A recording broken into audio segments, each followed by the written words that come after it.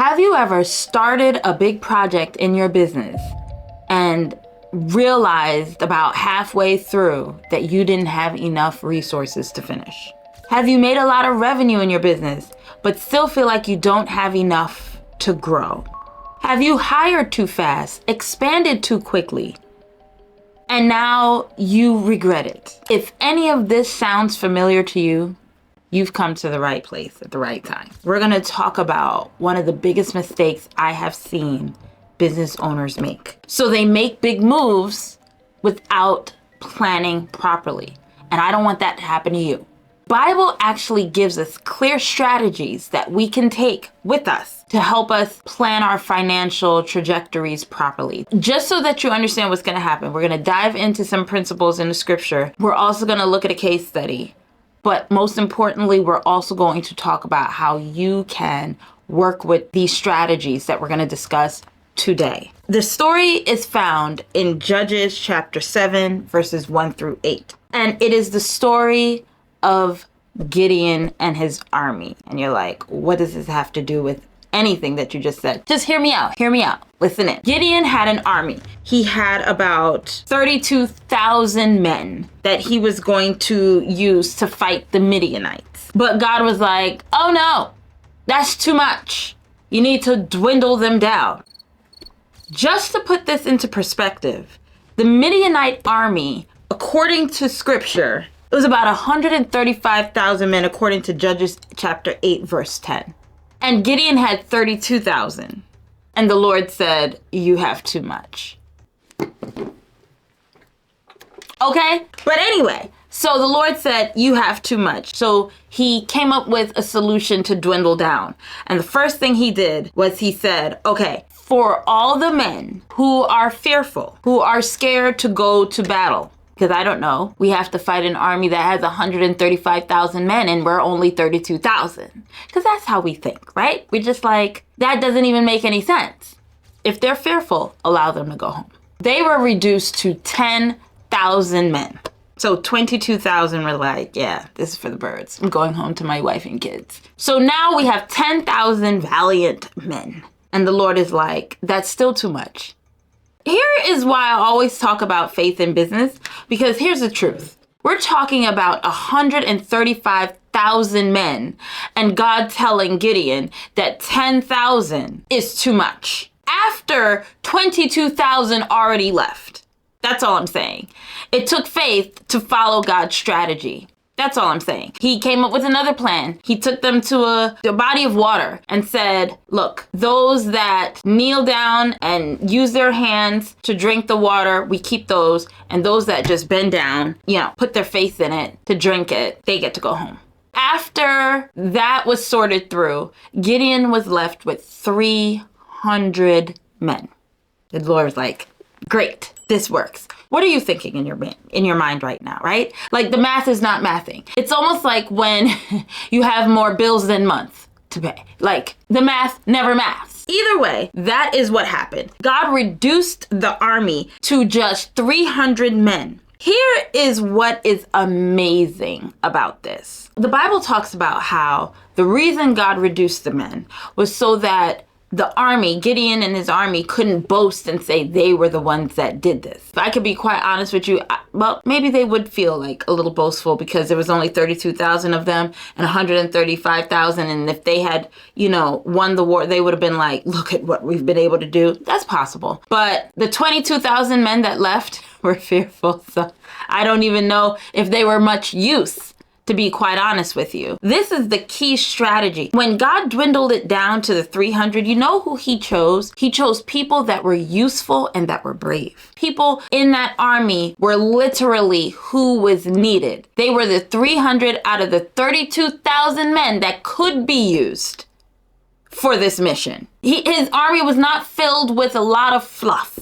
After he reduces them, Gideon then had to be strategic with how he was going to use these men. With 300 men, you cannot just run into the army and start trying to sleuth everybody. Yes, I said sleuth. It's the King James version in me. You have to be super strategic because you're already outnumbered. Now, here is what's beautiful about that. Believe it or not, when you have less, many times you become the most creative. I remember when we were moving into a new home, my husband and I. Now, my husband is like 6'4" and everything. And I am definitely like 5'2" and barely anything. All right? It's not even fair. I remember when we were moving, there were certain things not quite put in place, and I'm like, needing, certain furniture pieces to be moved, but my husband is out taking care of things that he needs to take care of. And so let's just say when he came back home, all the furniture was moved around the way it needed to be. And he was just like, there's no way you lifted this, because if you lifted this, I'm going to be upset. Of course, he's like, because now you're hurting yourself. Like, why would you just lift? Because in his mind, he has the strength for it. He could just pick up the table. He could just pick up the couch. He makes it look like it's as light as a feather, right? For all I care, he could pick up a mountain, okay? Because that's how strong he is. But me, I don't have that kind of strength. So I leverage tools. Do you know those furniture coasters that you can slide underneath the feet of your furniture? And you have one side that's smooth that can go over carpet, and another side that's fuzzy that can go over bare floor. Yes, you know those? I just slipped those and pushed the furniture where I need it. It was so easy. Whether it's on carpet, I just pushed it around. Why? Because I had to be strategic, because I didn't have the strength to do it. That's what tends to happen to entrepreneurs that don't have a lot of resources, we get to be strategic. However, when we grow and as we get more resources, it's almost like we throw strategy out the window. Hello, bring it back. Bring back the strategy. Okay, so he reduces and he strategically places his 300 warriors and wins the battle with minimal resources, but maximum effectiveness. That is what I'm talking about right now. That is the kind of energy we need in our companies this year. How does this apply to business and budgeting? Let's jump in. Bigger isn't always better. A bigger budget doesn't always mean the outcome will be better.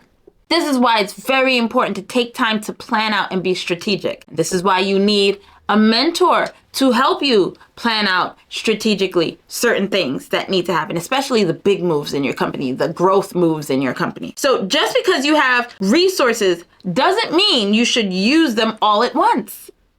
It doesn't mean that, because resources run out, especially when they're mismanaged. Oh yeah, there's no need for that. We want to be strategic. Okay, number 2, trim the excess before making a big move. Gideon removed unnecessary soldiers just like you should remove unnecessary expenses. So I always talk to my team about this. There are niceties that we can pay for and everything, and then there are needle moving expenses that we need. My thing is focus on what moves the needle. There are different stages in business that require certain things. I remember when I was talking to a client of mine that was more of a startup, and they're like, I'm gonna hire a marketing firm to do, and it's just like, you don't need a marketing firm. You don't. Have an executive assistant, she hired me as her mentor. And I said, that's all you need right now. Like, to go expending your money, to spend your resources before your company has time to bring traction on a marketing firm doesn't make sense in this stage of the game. Why would I say that? Because as a startup, in the stage of the game as a startup, really what you're doing is you're proving your concept. Okay, you want to make sure that the market wants this. And you're going to have to make tweaks and changes and all types of things to make sure you have something that hits. To spend money on a marketing firm, which would be better leveraged if they took your proof of concept that actually works and just scaled it. That's more bang for your buck than if you're going to have them help you figure it out. You'll be getting nowhere, and then you'll get upset that you spent all that money. You gotta be strategic, all right? In different stages of the game requires different things, but you need to focus on what's needle moving for where you are in your company. With all that being said, you trim the excess, you get rid of the niceties, and you do what is necessary for the stage in your business that you are in. Now, position your resources strategically. Gideon placed limited warriors wisely. Just like successful businesses place their capital in high impact areas. That is what I'm talking about. High impact areas. That is where we're putting the money, for the areas that will bring the most impact, that will move the needle forward. Nowhere else. This is why it's so important to have clarity on what your goal is for the project, what your objective is for the project. What are you trying to accomplish, and what is the shortest distance, the most cost-effective distance, and the most highly impact you can make quickly in that time frame, in that project. That is what you're focusing on. Period. Everything else, as far as I'm concerned, is unnecessary. It's so funny. This is reminding me of a video that I did on managing your cash flow. You need to go check that out. Just dealing with your financials and dealing with planning properly, you need to be able to project properly. Let's look at a business that we're all probably familiar with that actually follows the Gideon principle. Come on, because how many of us know? Sometimes these big corporations, they're using biblical principles and they're not even aware of it, but that's okay. We get to use them as case studies. Let's dive in. We're talking about Walmart. Come on, somebody. We're talking about Walmart. You might think Walmart is successful just because they have a lot of stores and sell things cheaply, but their real secret is they are financial planning experts, okay? There is a race to the -0 when you try to compete with price. I remember watching this video where there were like 2 lemonade stands. One guy, he was selling his lemonade for like $10. The little boy was selling his lemonade for like $10. I think they started the same or something. I don't know, $10, right? And so the guy bumped his price down to like $8 or something, okay? And the idea was people would come and buy the $8, I'm sorry that I'm laughing already because it's so funny what happened. So what the little boy did was he bought all the lemonade for $8. And the guy was like, great. And he sold it to him for $8 and was counting his money. And then the little boy bumped his price up to like $12. Who won? Who won? I just thought that was so genius, because what normally happens is this one will bump it down to 8, and then this one will bump it down to 6, and then this one will bump it down to 3, and this one will bump it down to 2, and this one will bump it down. And you'll just race down to the bottom unless you're being strategic. So Walmart wasn't just about undercutting with prices. They were very strategic with their financial planning. They never expanded without first counting the costs. What do I mean? Well, before opening any store, Walmart analyzed the cost of the land, the supply chains, the staffing, and how the operations would be. Like when they first started, right? Sam Walton, he didn't rush into expensive urban markets. He didn't rush into that saying, well, all the people are there, so he actually started in the rural areas. The costs were lower there and competition was minimal. Nobody was there because it was rural. And one would say that made no sense. However, in the rural areas, one, he was able to make sure he got loyalty, like customer loyalty, because they were just grateful that somebody was around here. 2, he got to test out his operations to make sure they were as efficient as possible. Because if he can be profitable in the rural areas with low prices, he can win the game in the urban areas.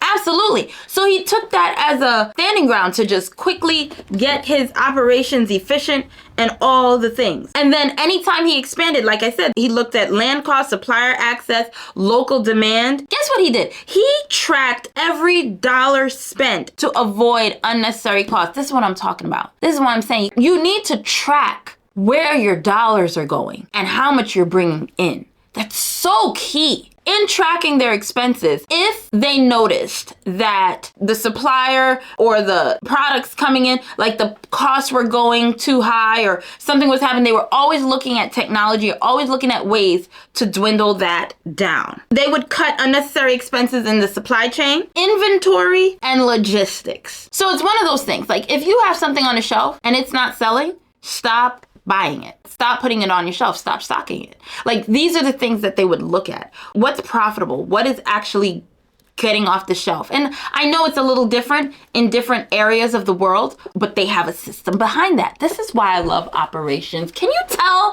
I love operations? Because they can see the systems. They can see what is profitable, what is, like, I just get excited. I know, okay. What I like about that is they scaled for when they were ready. So going back to my example with my client who was ready to jump into a marketing firm. You're not ready for that. That is not scaling at a controlled pace. No one is saying you have to scale slowly. I don't think you should scale slower than you need to. I'm just saying you gotta know what stage in the game you are and when it would be strategic to bring in a marketing firm, or when is it strategic to hire way more people, or when is it strategic to do all that. In the beginning, if you're making 6 figures, and that's all you're making, unless you are a staffing firm, I feel like your deal would be, anyway, but if you're a staffing firm or anything, believe it or not, you don't need to be hiring tons of people when you're in 6 figures.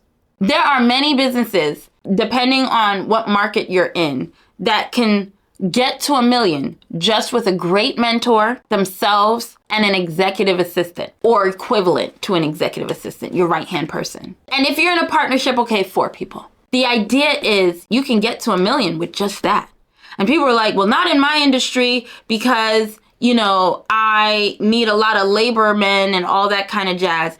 I get that. But sometimes depending, unless, again, you're staffing, there are ways to leverage other resources so you don't have to be bringing those folk in-house.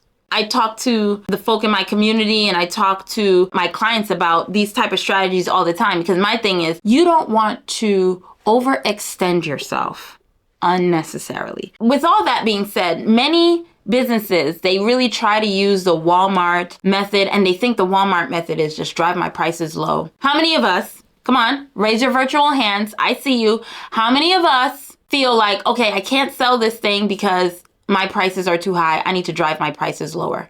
Okay? You're trying to do the Walmart strategy, but that is not the Walmart strategy. Okay? That is their niche, cheap things cheaply, but they were very strategic on how they accomplished that. All I'm saying is you want to be careful for just driving your prices down. You actually want to be strategic on your revenue, on your pricing, on your resources, on your costs, tracking that, projecting that, so you have enough fuel for your operations. Come on. Believe it or not, a company can have a great product, loyal customers, and high revenue. But if their financial planning is off, they'll still struggle.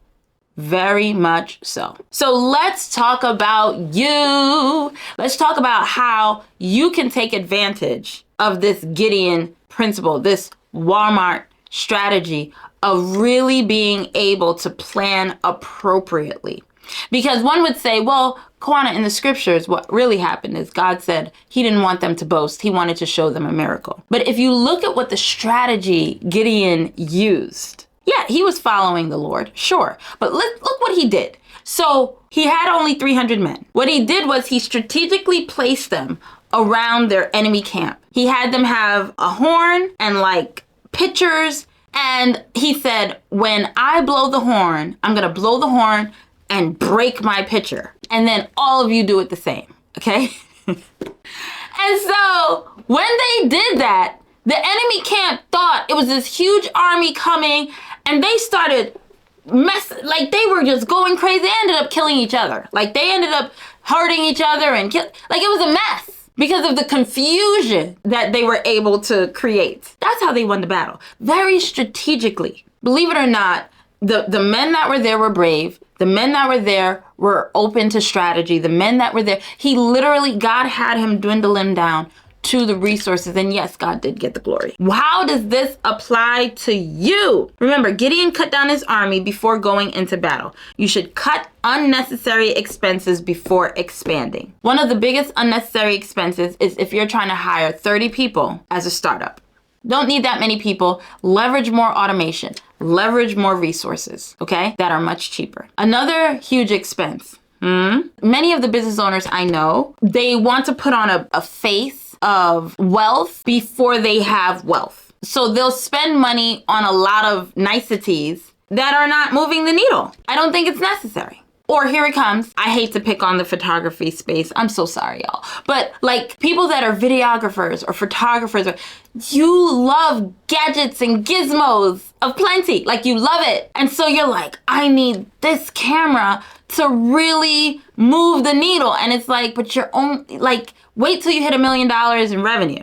Because the camera that you already invested in can get you there. So many times we get caught up with the shiny thing ahead that we spend money on things that technically wouldn't move the needle. And if it does move the needle, you end up regretting that you spent it so early, because now for things that you need to spend, like for instance, I have potential clients who are like, I want to work with you. And they're like, I'm trying to figure out where to get it from. You bought this big old shiny camera. And now, so you have to be able to know what you need at which stage of the game. If you're curious to know more about that, you let me know in the comments, because I might have to do a video about that. Like, what do you need at each stage of the game? Have this conversation with me. Talk back to me, my people. All right, here we go. So we're gonna budget conservatively. Now, what do I mean by budgeting conservatively? I'm not saying run your people like slaves here. Because it's so funny, when people are ready to cut back on budgets, they tend to cut back on people's salary, on contractor pay, and all that kind of stuff. And they still drive up their prices on stuff and on excessive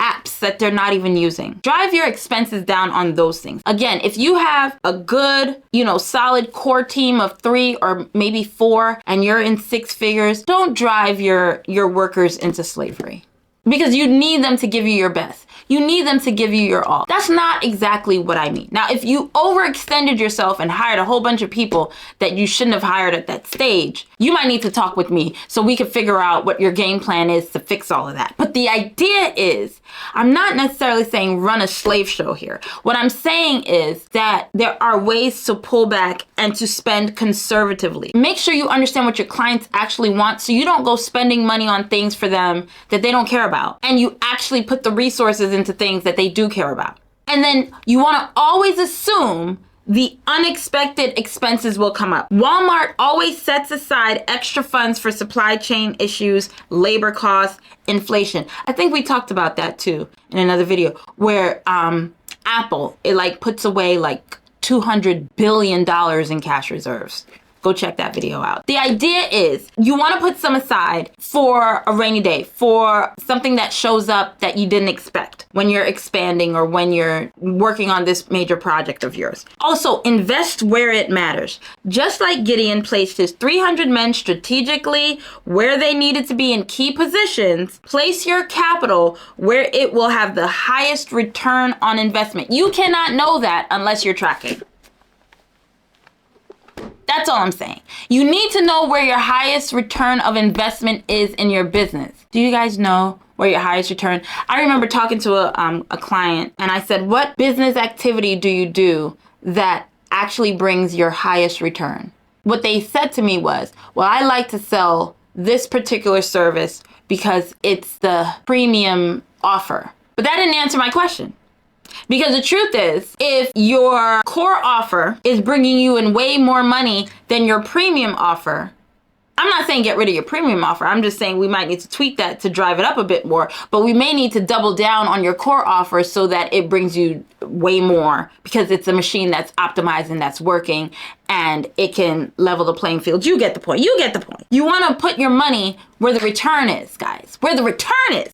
So pretty much, we don't want you running your business without a solid financial plan, hoping things will work out. I want you to remember that the idea is I am here to annihilate the business failure rate, the small business failure rate around the globe. That is my goal. That is my plan. In order to do that, I need your help. So I need you to start tracking your financials properly. And I need you to be able to cut back and spend thrift on the projects that you're working on so that you have enough for any issues. I need you to deploy the Gideon Walmart strategy. That's what I need. And put in the comments if there's an area about it that you're trying to put into place and you're struggling with. Put in the comments, because I read my comments. I want to know what is going on in there. Until next time, plan wisely, spend smart, and keep growing. I will see you in the next video.